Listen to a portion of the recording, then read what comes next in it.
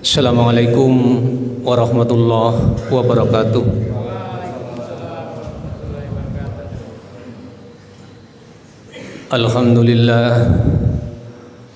Alhamdulillahilladzi hadana li hada wa ma kunna linahtadiya laula an hadanallah. Asyhadu an la ilaha illallah wahdahu la syarikalah wa asyhadu anna Muhammadan abduhu wa rasuluhu la nabiyya ba'dah. Allahumma sholli ala nabiyyina Muhammadin wa ala alihi wa ashabihi wa tabi'in wa man tabi'ahum bi ihsanin illa yaumiddin. Amma ba'du. Qala ta'ala fi kitabil karim, a'udzu billahi minasyaitonir rajim.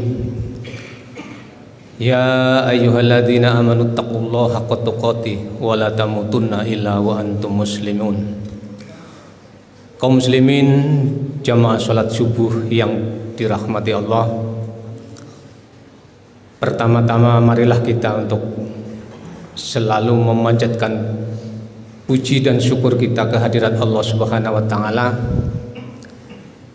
atas limpahan rahmat karunia-Nya lah, pertolongan hidayah, sehingga kita masih diberi kesempatan, kesehatan, kita bisa memilih untuk mendatangi masjid untuk memenuhi kewajiban kita sebagai hamba Allah, sholat subuh secara berjamaah. Karena ini nilainya lebih besar daripada dunia seisinya.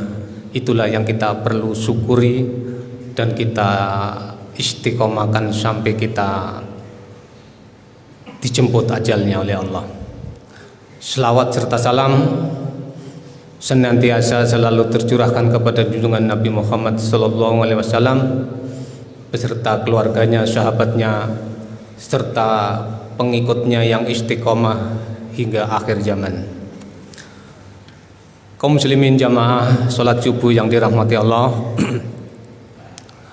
karena ini sudah waktunya akhir injury time, maka kami akan menyimpulkan apa yang telah diceramahkan oleh para penceramah dahulu selama 1 bulan penuh yang terkait dengan puasa, zakat, Lailatul Qadar, sudah dibahas semua. Jadi kita simpulkan bahwa kita hidup ini nanti akan berpisah dengan dunia, sehingga kita perlu mengambil judul bagaimana mencari kebahagiaan kehidupan di dunia dan akhirat menurut pandangan Islam. Karena ini penting nih Pak, kita nih hidup di dunia, kita harus tahu dunia dulu menurut pandangan Islam. Karena banyak kita sebagai orang, sebagai manusia yang normal tentu punya cita-cita, ingin hidup sukses, ingin hidup bahagia, ingin hidup senang. Itu wajar kita sebagai manusia. Tapi tidak sedikit yang tidak bisa meraih kebahagiaan hidup di dunia ini. Mengapa ya? Ini persoalannya. Mengapa? Karena yang kita kejar itu adalah kepalsuan. Sesuatu yang palsu, sehingga tidak mungkin kita mengejar sesuatu yang menipu. Ini yang perlu kita pikirkan. Yang kita kejar-kejar ingin bahagiai kehidupan di dunia itu tidak mungkin bisa. Karena orang bahagia itu belum tenang, belum tentu ada ketenangan. Tetapi orang yang mempunyai ketenangan itu ada kebahagiaan tersendiri. Ini dibedakan. Orang yang senang-senang, orang yang bahagia itu belum tentu tenang, tapi kalau orang yang punya ketenangan itu ada kebahagiaan. Banyak orang-orang yang sukses, Pak, tapi endingnya itu dia bunuh diri. Siapa-siapa yang terkenal? Michael Jackson, Marilyn Monroe, semua itu pada akhirnya banyak orang yang kaya yang terkenal pada akhirnya dia minum obat penenang yang sampai overdosis sehingga dia meninggal. Karena apa? Tidak ada ketenangan, karena hanya yang dikejar kesenangan dunia. Dia senang, dia bahagia, tapi di dalam hatinya tidak ada ketenangan. Baik, kehidupan dunia Allah gambarkan di dalam Al-Quran, di dalam surat Al-Hadid ayat 20. A'udzubillahi minasyaitonirrajim. I'lamu annamal hayatud dunya la'ibu wa lahu wa zinatu wa tafakhurum bainakum wa takatsuru fil amwali wal auladi kamathali ghaithi a'jabal kuffara nabatuhu thumma yahiju fatarahu musfarra thumma yakunu futama wa fil akhirati adzabun syadidu wa maghfiratu minallahi wa ridwan wa mal hayatud dunya illa mata'ul ghurur.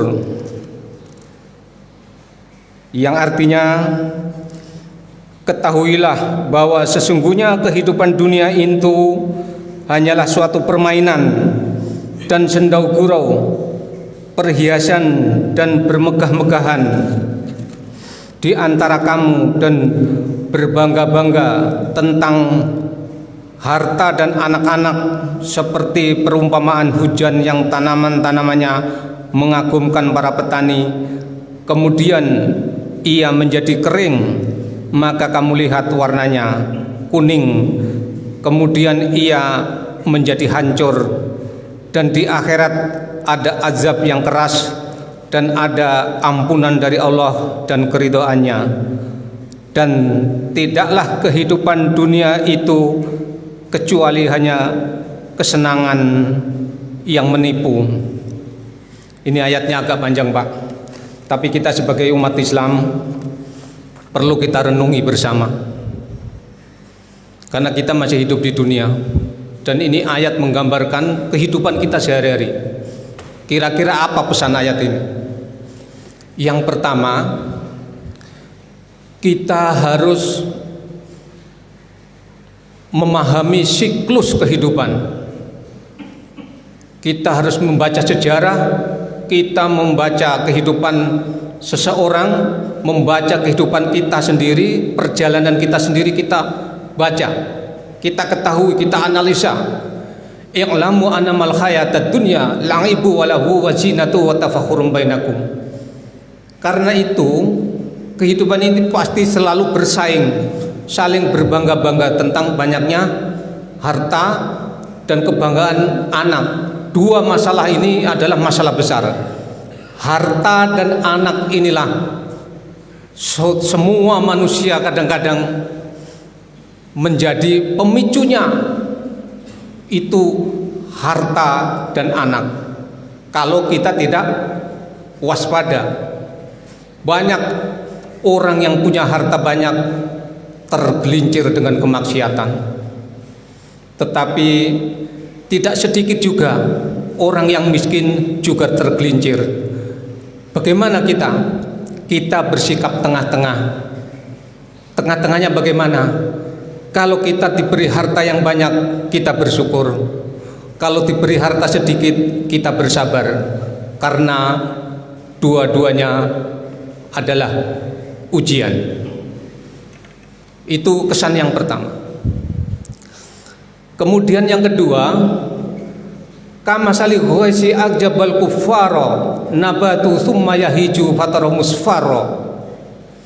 Itu Allah menggambarkan seperti hujan yang turun dari langit membasahi bumi, kemudian di bumi itu menimbulkan perkebunan yang hijau yang sangat mengagumkan para petani, sehingga kadang-kadang kita terlena dengan hasil pertanian itu, dengan harta yang melimpah itu. Summa yakunu hutama wa fil akhirati adzabun syadidu wa maghfiratu minallahi wa ridwan. Coba kamu perhatikan itulah. Jadi kebun itu setelah menghasilkan yang banyak, kita melihat dengan hijaunya, pasti semua itu orang senang kalau melihat kebun yang menghasilkan buah-buahan yang banyak. Tentu kita sebagai manusia itu pasti senang. Tapi perhatikan itu lambat laun kebun itu akan kering kerontang dan akan hancur. Itulah kehidupan dunia. Tidak ada yang langgeng, tidak ada. Kesenangan yang hanya sementara. Itu siklus semua orang begitu tuh. Kita kadang-kadang melihat anak-anak begitu lahir, dewasa, sehat, makanya banyak vitaminnya hari-hari dijaga. Begitu umur 50 kena gula, diabetes, kurus kering kerontang. Inilah gambaran Al-Hadid 20 ini. Jadi itu diperhatikan kadang-kadang, Pak. Jadi kita kehidupan ini terancam dengan siklus itu. Kalau kita tidak waspada, kita kadang-kadang lupa bahwa semua itu akan kembali, akan hancur, akan musnah. Itulah dunia itu. Kemudian wa mal hayatud dunya illa mata'ul ghurur. Itulah kehidupan dunia yang hanya menipu. Banyak orang bercita-cita, saya nanti mau begini. Saya mau cari uang sebanyak-banyaknya sebelum pensiun. Nanti setelah pensiun saya tinggal menikmati. Banyak, Pak. Karena saya punya teman yang begitu itu. Kurang lebih 2 tahun lagi dia bagaimana kita kerja keras mencari kegiatan supaya persiapan untuk 2 tahun lagi pensiun, supaya kita punya tabungan banyak. Begitu pensiun kurang 1 tahun, malaikat menjemputnya dengan tiba-tiba. Nah, inilah yang dikatakan dengan ghurur, menipu. Jadi kita pada kesempatan jangan kita menunda-nunda. Kita setiap hari harus bertobat. Jangan kita bertobat nanti tunggu. Karena umur itu tidak berbau. Bisa tua, bisa muda, karena ada kontraknya. Jadi jangan kita cemas dengan penyakit. Penyakit itu hanya pemicunya, Pak. Ada diabetes, ada jantung, ada kanker. Banyak penyakit-penyakit jasmani itu hanya pemicu. Yang jelas kontrak kita belum habis. Kalau sudah habis, biar kita pas menyanyi seperti sehat. Kalau kontraknya habis langsung jatuh. Nah, masalah menyanyi, Pak, saya ingat itu. Makanya saya kadang-kadang kalau mau menyanyi, tidak mau menyanyi itu saya ingat. Saya dulu kalau suruh menyanyi senangnya lagunya Jandaku. Karena ada refnya kan, anak yang ada padamu memanggil-manggil namamu. Begitu istri saya meninggal, Pak, betul-betul anak saya malam-malam memanggil ibunya. Mana ibu, Pak? Oh, Pak, tadi kan sudah dikubur. Di mana dikubur, Pak? umur 4 tahun Pak itu Pak, saya ingat itu. Sebelumnya saya sering nyanyi lagunya Jandaku. Loh kok janda betul-betul. Ini kisah nyata ini yang saya alami. Jadi saya kalau mau menyanyi saya ingat. Dan nyanyian itu Pak ada dua pendapat. Ada yang mengatakan itu tidak boleh, ada yang mengatakan makruh. Tapi kalau bisa, apalagi nyanyi-nyanyian yang mengandung syirik itu kalau bisa dihindari. Tapi sekarang acara-acara sekarang itu kalau ndak ada nyanyinya itu kurang apa ya, kurang lengkap ini. Jadi ini dihindari. Orang yang nyanyi-nyanyi kita melihat dia sedang nyanyi terus Allah memanggilnya itu meninggal dalam keadaan begitu, kira-kira bagaimana? Nah, kita menghindari hal-hal yang apabila kita mau berbuat, kita mikirkan apabila pas begitu Allah mencabutnya. Ini yang menjadi pemikiran kita bersama ya. Itu siklusnya. Kemudian yang menjadi ganjaran lagi, apa kira-kira apa? Kesenangan dunia itu. Kita kembali Al-Quran di dalam surat Al-Maidah ayat 14. A'udzubillahi minasyaitonirrajim. Bismillahirrahmanirrahim. Zujinna linnasi hubusi syahawati minan nisa wal banina wal qanatiril muqantarah minadzabil wal fiddah wal khailul musawwamah wal an'am wal harth dzalika mata'ul hayatud dunya wallahu indahu husnul ma'ab. Ini juga berkaitan dunia, yang artinya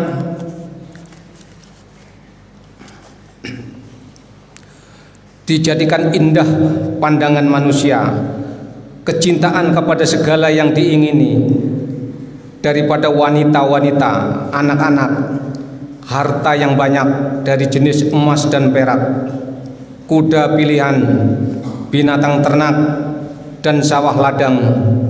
Itulah kesenangan hidup di dunia yang hanya sekelumit, dan di sisi Allah lah tempat kembali yang sangat baik, yaitu surga. Kaum muslimin jamaah salat subuh yang dirahmati Allah, ini juga ayat ini kita sebagai manusia tidak bisa menghindar. Kita kalau melihat wanita cantik Pak, tentu kita tertarik. Tapi kecantikan itu kadang-kadang bisa jadi kita gila. Nah ini yang dilarang. Apalagi permainan-permainan pelet yang bisa memperdaya orang itu stres Pak. Kalau tidak ketemu itu stres. Kita sebagai laki-laki kalau melihat yang bening-bening itu tentu tertarik.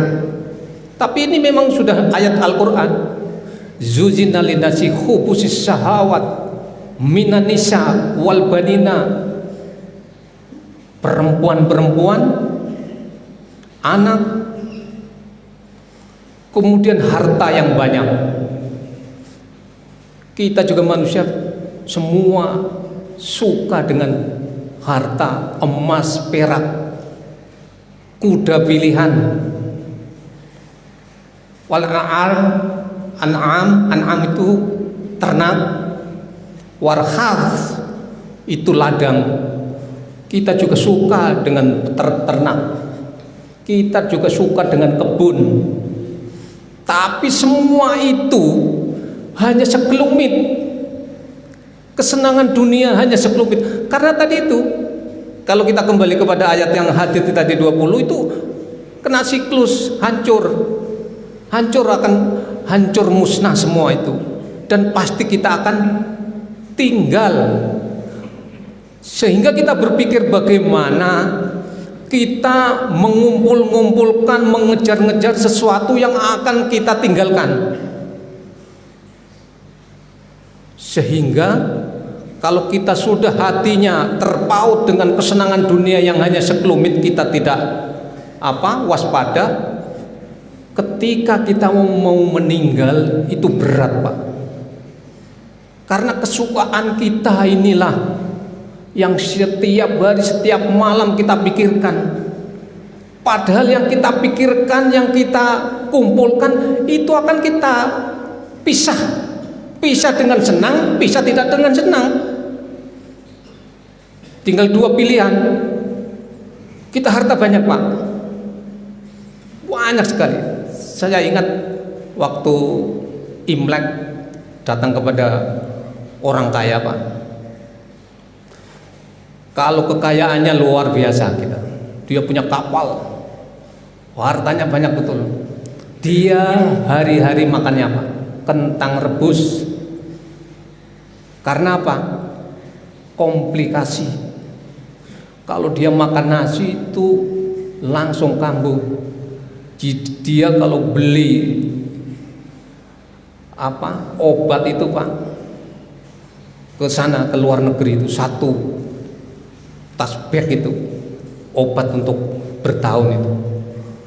Jadi saya berpikir sekalinya bermasalah juga kadang-kadang. Inilah maksudnya Allah memberikan membatasi rezeki dengan siapa yang dikehendaki dan melapangkan rezeki pada yang dikehendaki. Kita banyak rezekinya, Pak, tapi kita dibatasi, tidak bisa makan. Sama aja. Ada orang sehat bugar, ingat bugar, tapi tidak dapat yang tidak ada yang dimakan. Ya para orang-orang yang kerjanya harian lepas itu sehat-sehat, dia tidak punya harta. Yang punya harta banyak tidak bisa menikmati. Makanya puasa ini, Pak, melatih kita punya empati. Bagaimana kita puasa hanya jam 4:30 sampai jam 6. Kalau mereka yang miskin itu hari-hari berpuasa, Pak. Sehingga kita sadar diri kita bersyukur. Kalau orang-orang yang du'afa itu sepanjang tahun puasanya tuh, sehari kadang-kadang makan, sehari tidak makan. Itu sudah pernah saya alami juga waktu kami di Balikpapan, Pak. Jadi puasa kadang-kadang tidak sahur, atau puasa sahur dengan sanggar satu, karena tidak ada yang dimakan, kerjaan tidak ada, Pak. Kadang kerja seminggu, nganggur sebulan. Kemana kita itu, Pak? Kita kalau tidak sabar-sabar bisa kita tergelincir dengan kejahatan. Tapi itulah pentingnya kita untuk istiqomah, kita sabar. Termasuk bapak-bapak jamaah semua ini yang hadir di sini, inilah salah satu istiqomah kita untuk selalu menjaga perintah Allah Subhanahu wa taala yang harus kita tunaikan. Karena kita mau tidak mau, kita harus berpikir kita akan kembali kepadanya, dan kita nanti akan dihukum dengan syariatnya Allah, Pak. Kalau kita istilahnya punya keyakinan yang tidak ada dalilnya, itu sudah tidak perlu kita pikirkan, itu sudah memang kesesatan. Sekarang kita sebagai umat Islam, kita harus yakinkan bahwa Islam itulah suatu kebenaran yang mutlak. Selain Islam tertolak. Ini prinsip akidah tauhid kita sebagai Islam. Kemudian yang kedua, mengapa kita stres tadi itu, Pak? Karena yang kita pikirkan dunia. Dan itu tidak mungkin kita akan tenang. Karena Allah Subhanahu wa taala akan memberikan ketenangan hanya kepada orang mukmin. huwallazi anzala sakinati fi qulubil mu'minin. Allah lah yang akan memberikan suatu ketenangan kepada hati orang mukmin. Ini yang mahal, Pak. Kalau orang bahagia, orang senang itu banyak, tapi ketenangan itu tidak diberikan semua kepada orang, kecuali dia orang mukmin. Syarat mukmin harus Islam, syarat Islam harus bersyahadat, syarat syahadat harus tauhid. Inilah muaranya dari hulu dan hilir kita bertauhid kepada Allah. Dan itulah agama yang mulai pertama Nabi Adam sampai sekarang dan sampai akan datang.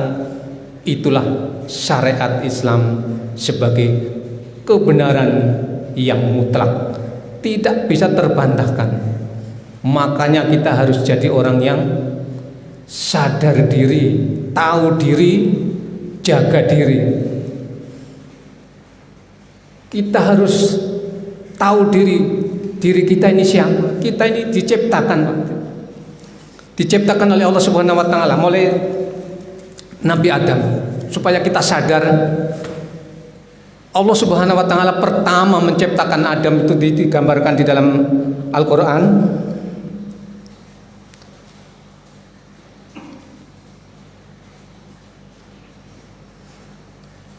Di dalam surat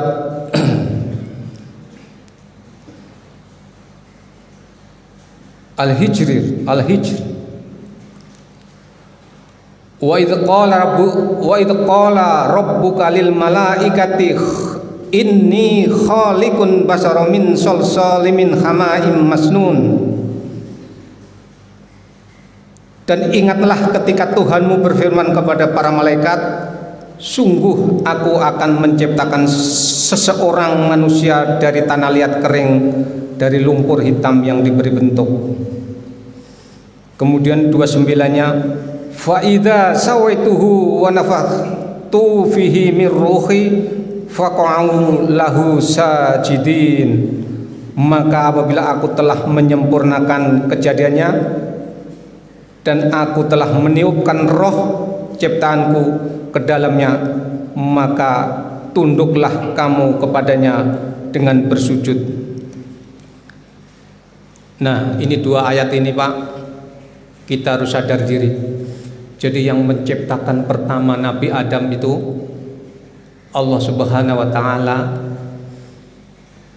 dari tanah. Karena ini dikritik oleh kaum-kaum yang lain, karena di sini dijelaskan bahwa wa idz qala rabbuka lil malaikati inni. Nah, kemarin juga dibahas sama Ustadz Abdullah. Ini itu menggambarkan aku itu mutlak Allah. Jadi Adam itu tidak ada bapaknya, tidak ada siapa-siapa. Allah berkehendak dengan tanah itu sudah bisa. Jadi kalau ada orang mengatakan Nabi Isa itu anak Tuhan, itu bertentangan dengan ayat ini. Karena Nabi Adam tidak ada bapaknya. Kalau Allah menghendaki hanya kun fayakun. Ini kemutlakan. Makanya ini ditafsirkan dengan ini bahwa itu Allah. Tetapi berbeda dengan ayat lain. Seumpama sudah ada manusia, di ayat lain, ya ayuhan nas inna khalaqnakum min dzakarin wa untha. Hei manusia, kami yang menciptakan kalian dari seorang laki-laki dan perempuan. Ini kami di sini, Tuhan itu memberikan kewenangan kepada manusia untuk berhubungan seksual. Tetapi yang di ayat Al-Hijr 28 itu, wa idz qala rabbuka lil malaikati inni khaliq. Aku itu sendiri, tidak ada yang lain. Jadi apapun yang dikehendaki Allah itu pasti bisa. Ini untuk memprotek dari pemikiran-pemikiran bahwa Nabi Isa itu istilahnya Maryam tidak ada bapaknya itu dia anak Tuhan. Bukan begitu caranya. Tuhan menciptakan manusia yang pertama juga tidak ada bapaknya, tidak ada. Mengapa bisa? Karena dari saripati tanah, bukan dari monyet. Kan ada pendapat Darwin itu, manusia asal-usul dari monyet. Itu teori yang bertentangan dengan Al-Quran. Kalau Al-Quran sudah jelas, yang menciptakan Adam pertama Allah tanpa bapak, sehingga Allah berkuasa atas segala sesuatu. Nah, kemudian yang terakhir ini, marilah kita sebagai manusia, kita harus sadar diri bahwa kita diciptakan oleh Allah itu nanti akan kembali kepadanya. Kita ini semua dulu sudah berjanji, mengakui bahwa yang menciptakan kita ini semua, setiap roh sebelum ditentukan. Makanya faidza sawaitu wa nafakhtu fihi min ruhi, tatkala sudah sempurna kejadiannya maka kutiupkan rohku, maka harus sujud. Sebelum ditiupkan roh, di ayat lain setiap manusia itu ditanya, alastu birabbikum, qalu bala, syahidnya. Semua menjawab, apakah kamu mengakui aku Tuhanmu? Betul, saya bersaksi. Nah, kita ini di dalam roh sudah bertuhan, sudah berislam, Pak. Waktu masih di alam kandungan. Tetapi begitu kita lahir, bapaknya, lingkungannya, itulah yang menjadi kita keluar dari Islam. Maka kita bersyukur sekali kita menjadi umat Islam yang beriman dan beramal soleh. Allah sudah janji, barang siapa yang beriman dan beramal soleh, akan saya hapus kesalahan-kesalahannya. Inilah sebagai keyakinan kita. Mari kita untuk mempertahankan, kita untuk selalu menjaga iman, dan kita menjaga amal soleh. Dua ini, Pak, iman dan amal. Kalau iman tidak benar, amalnya nanti tidak benar. Makanya iman dan amal. Ya imannya ya iman tauhid itu, harus beriman yang tauhid. Tidak ada sekutu-sekutu selain Allah.